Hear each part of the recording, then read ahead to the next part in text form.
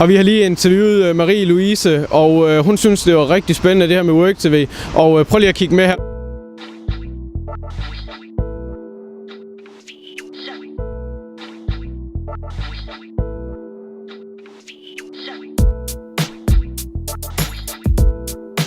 Marie-Louise, hvad er det, der tiltager dig så meget ved jobbet som skuespiller, så du ikke bare står i det lokale supermarked og sætter varer på hylderne?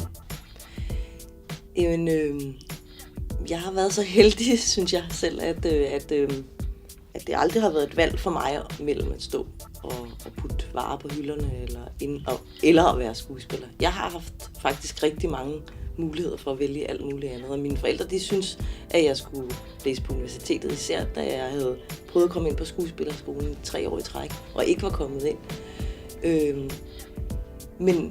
Men hver gang, at jeg spurgte mig selv, om der ikke var et eller andet, der kunne gøre mig glad, så var der bare ikke det.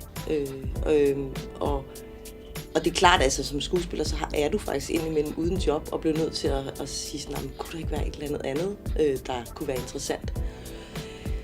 Og det kan også godt være, at jeg kommer til at skifte fag en dag. Altså skuespillerfaget er faktisk tit et, der for langt de fleste mennesker er noget, man har til låns for en vis årrække. Og så er der måske flere job til en. Så det kan jo godt være, om jeg om 5 år skal finde på noget andet, men jeg håber ikke, at jeg skal sætte varer op på hylderne. Fordi jeg tror, jeg virkelig ville synes, det var meget kedeligt. Men hvad er det så, der er så spændende ved dit job som skuespiller? Så du ikke bare laver et eller andet?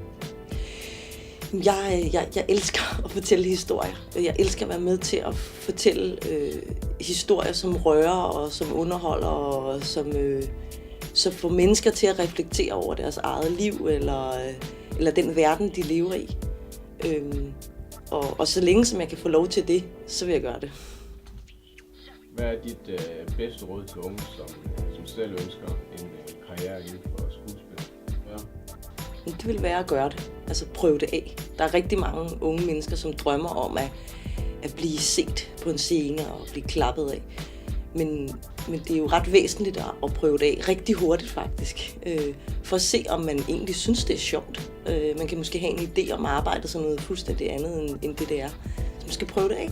Finde ud af, om det egentlig er noget, som man synes er sjovt. Også selvom man ikke bliver rig af det. Fordi der er rigtig mange måder at leve sit liv på. Og jeg tror, det er vigtigt, at det arbejde, man vælger, man kan selvfølgelig godt skifte arbejde i løbet af et arbejdsliv, men man skal finde noget, som man synes er sjovt. Også når folk ikke klapper af.